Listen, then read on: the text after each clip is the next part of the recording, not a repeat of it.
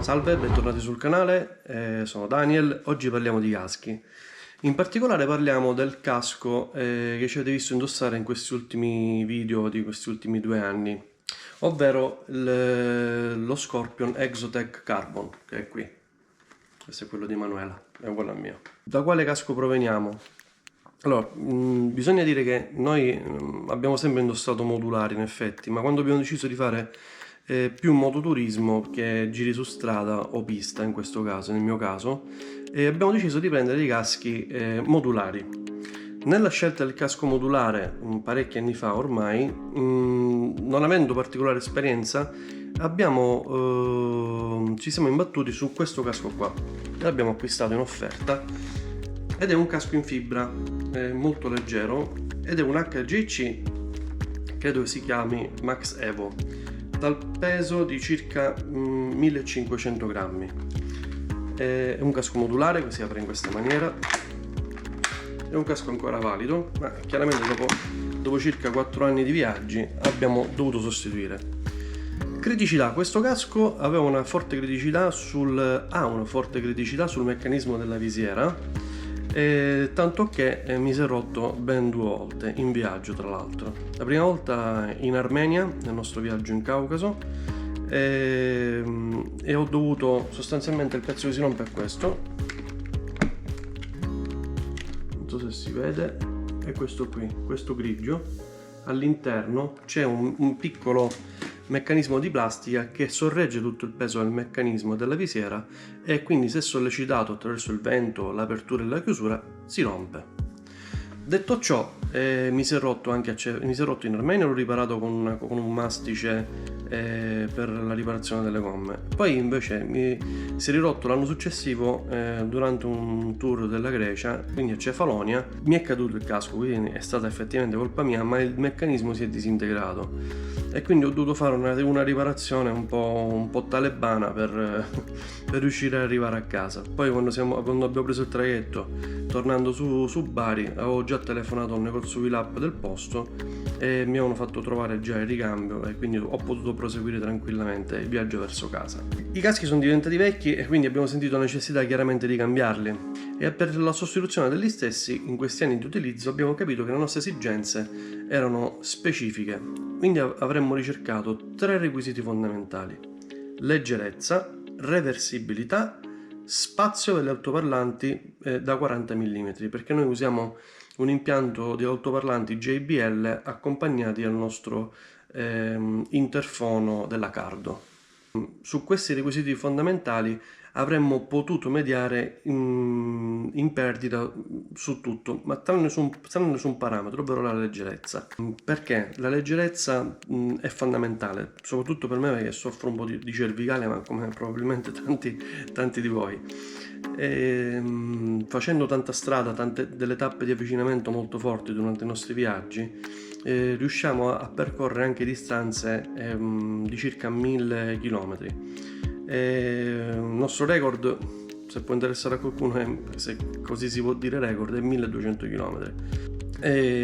Portare un casco per tutti questi chilometri sulla testa è faticoso, non tanto per il viaggio in se stesso, ma proprio per il sistema di sollecitazione che si viene a creare sul collo. Per quello che riguarda la reversibilità, abbiamo capito che il sistema migliore per noi era effettivamente il casco reversibile, quindi con mentoniera completamente a scomparsa verso la nuca.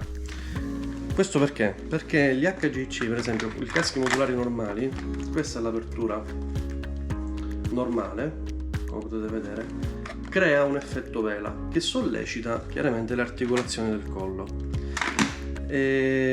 Secondo me il casco reversibile è un'ottima soluzione. Quindi con che caschi dovevamo sostituire gli HGC? All'epoca, circa 2 anni fa, abbiamo considerato, intanto abbiamo escluso HGC proprio per il sistema del meccanismo della visiera, che non mi ha soddisfatto per niente, e all'epoca ancora venivano prodotti in questa maniera. Oggi, 2024, sinceramente non ne ho proprio idea. All'epoca c'era come casco leggero modulare, c'era AGV che produceva un modello, credo che fosse il casco più più leggero al mondo, costava una barca di soldi, ma non era un problema di prezzo per noi. Più che altro a livello qualitativo c'erano dei dettagli che non mi piacevano, nonostante il casco fosse davvero leggerissimo, e comunque non aveva l'inserto da 40 per gli altoparlanti. Casco reversibile. La base dei caschi reversibili chiaramente è la Shark, che credo che abbia inventato questo sistema. Abbiamo provato questi Shark, qualche amico effettivamente lo aveva già, però devo dire che il casco è risultato davvero molto pesante e quindi l'abbiamo assolutamente escluso. Peccato, perché lo Shark è veramente un bel casco. A quel punto ci siamo rivolti a Shoei, che all'epoca produceva il modello Neotech 2, il modello di riferimento per i caschi modulari nel mondo, almeno così si dice. Casco bellissimo, li abbiamo provati sia Emanuela che io, ci siamo trovati davvero bene a livello qualitativo, sentivi una qualità sicuramente superiore. Il problema dello Shoei è che a me non mi stava bene, in sostanza il modello con la calotta L, quindi misura L, mi stringeva sulle tempie, mentre provando il modello XL le guance risultavano non proprio aderenti, di conseguenza non ho trovato la misura che faceva per me. Andiamo avanti, abbiamo escluso Shoei. A quel punto c'era da provare i Nolan. All'epoca il Nolan produceva il Nolan 101, accompagnato poi dalla marca parallela X-Lite. Sono dei caschi veramente bellissimi, anche esteticamente c'è davvero un gran lavoro. La Nolan, tra l'altro, non produce reversibili, bensì modulari, ma il sistema modulare di Nolan all'epoca ci siamo accorti che non è proprio modulare, ecco. In sostanza, come potete vedere, il movimento qui del modulo, ecco, che è questo, porta esattamente a fare una rotazione circolare completa fino al punto di arrivo. Il Nolan, in pratica, la visiera, la mentoniera riesce quasi ad aderire alla calotta, alla parte superiore della calotta, quindi annullando quasi del tutto l'effetto vela. Il casco però effettivamente con questo meccanismo acquista ancora più peso. Se non ricordo male, il casco arrivava a pesare 1,750 kg e non è poco, secondo me non è poco. Sarebbe stata però un'ottima scelta, sicuramente non mi sarei pentito. Abbiamo dato un'occhiata anche all'X-Lite, che sostanzialmente producevano anche i modelli, dei quali venivano prodotti anche modelli in carbonio molto interessanti, ma alla fine abbiamo spaziato anche su altre marche. Abbiamo considerato per tanto tempo anche l'LS2 Vortex, che avevamo visto tra l'altro a EICMA, davvero un bel casco in fibra di carbonio, secondo me di qualità, un casco che ho anche consigliato a un caro amico che effettivamente ha comprato e con il quale tutt'oggi si trova molto bene. Allora, la domanda qual è? Perché hai preso lo Scorpion? Ecco, dopo aver individuato l'LS2 ci è capitato di vedere in giro questo famoso Scorpion. Avevamo già visto l'Exotech, però non il modello Carbon. L'Exotech risultava un po' pesante, secondo me ancora un po' troppo grezzo rispetto alle nostre esigenze, o più che altro le mie. Io sono un po' più esigente da questo punto di vista. Avendo Scorpion prodotto il modello in carbonio, andiamo a provarlo, a vederlo. Effettivamente il casco è molto bello. Noi abbiamo preso il modello in carbonio lucido, quindi con il filo di trasparente sul casco, e ha tutti i requisiti che cercavamo in termini di leggerezza, reversibilità e spazio per gli altoparlanti da 40. Quindi possiamo vedere il meccanismo è questo, quindi la reversibilità è questa qui, molto semplice, come lo sapete già, ve lo insegno io, qualcosa di molto semplice. Il casco è molto leggero, questo con tutto il meccanismo risulta essere circa 1,5 kg con tutto il meccanismo. All'interno abbiamo lo spazio per gli altoparlanti da 40, dentro purtroppo non riesco a farvi vedere, ma insomma usate un po' di fantasia. Il casco è molto bello comunque all'interno, materiale anallergico, c'è tutto lo spazio per i cavi dell'interfono, è presente anche il visierino per il sole, e una cosa molto importante, c'è la doppia omologazione aperto e chiuso, perché per esempio HGC, il modello che avevamo noi, non era omologato per essere usato aperto. Prese d'aria, abbiamo questa presa d'aria superiore. Devo essere sincero, non è che mi abbia entusiasmato molto da questo punto di vista, soprattutto questa parte qua, soprattutto questa piccolina davanti sulla bocca, non porta secondo me tantissima aria, almeno per le mie esigenze, tanto che io lo apro e faccio prima. Una cosa importantissima, mi sono dimenticato di dire questo casco, e che mi ha fatto propendere per l'acquisto, è proprio la visiera. Guardate qua, la visiera non è rettilinea qua, qui forma una base, va un po' in giù, in modo tale da avere più visuale periferica. È una cosa molto importante, perché quando si guarda la strumentazione, effettivamente quel centimetro in più secondo me vale davvero tanto. Sicurezza, c'è da fare un piccolo appunto su quello che riguarda la sicurezza di questi caschi.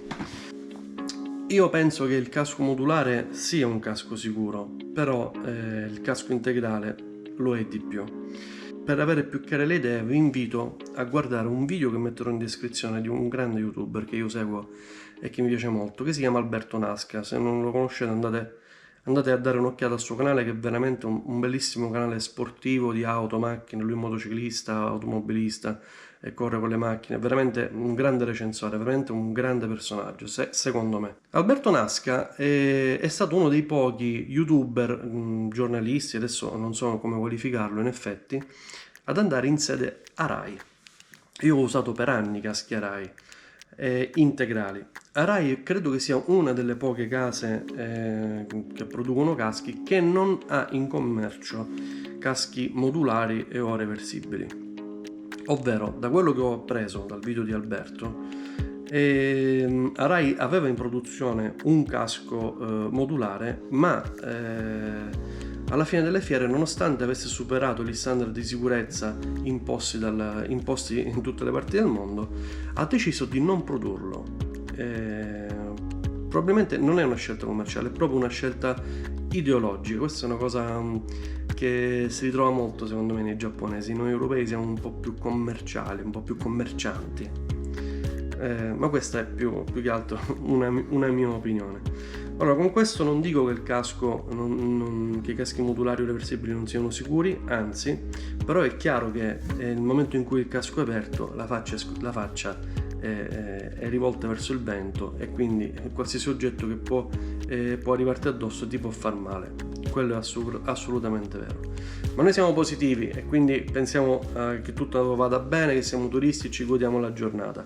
Se dovete andare a fare mototurismo veloce, tra virgolette, a parte che bisogna vedere questa velocità dove la esprimete, fatelo con criterio e usate un casco integrale. È valsa la pena comprare questo casco, questo Scorpion? Allora, secondo me sì, perché intanto ha rispettato i 3 criteri che ci eravamo imposti per l'acquisto del casco stesso.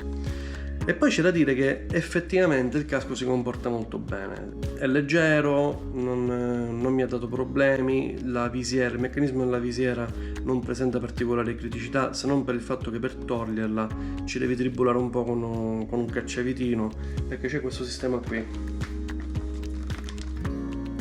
Bisogna sfilare questo perno, è un po' una rottura, però si fa. Noi l'abbiamo comprato in offerta, c'era una campagna sconti in un negozio di Verona, credo che abbiamo speso un paio di anni fa circa 300 euro a casco, erano in forte sconto all'epoca, non ricordo di preciso, siamo 280, 300, 320, non mi ricordo più o meno, però il prezzo è stato quello lì. Usandolo in questi 2 anni il casco non ha ceduto di nulla, le gomme all'interno sono rimaste assolutamente al loro posto, le plastiche sono rimaste perfettamente funzionali in tutte le parti fisse e anche mobili, le prese d'aria sono risultate discrete e i bottoni sono risultati assolutamente duraturi, quindi è un casco che effettivamente io consiglio. Abbiamo scelto lo Scorpion in carbonio anche perché abbiamo voluto innalzare leggermente il livello di sicurezza. Il carbonio è un materiale splendido, un'invenzione fenomenale, assorbe meglio gli impatti distribuendo meglio le vibrazioni da impatto rispetto alla normale fibra. Chiaramente molto più costoso, da questo si sa, la sicurezza la si paga ed è giusto così. Detto ciò, se avete ancora delle domande scrivetelo sotto nei commenti, cercherò di rispondere come sempre a tutti, magari prendendo uno spunto su discussioni varie.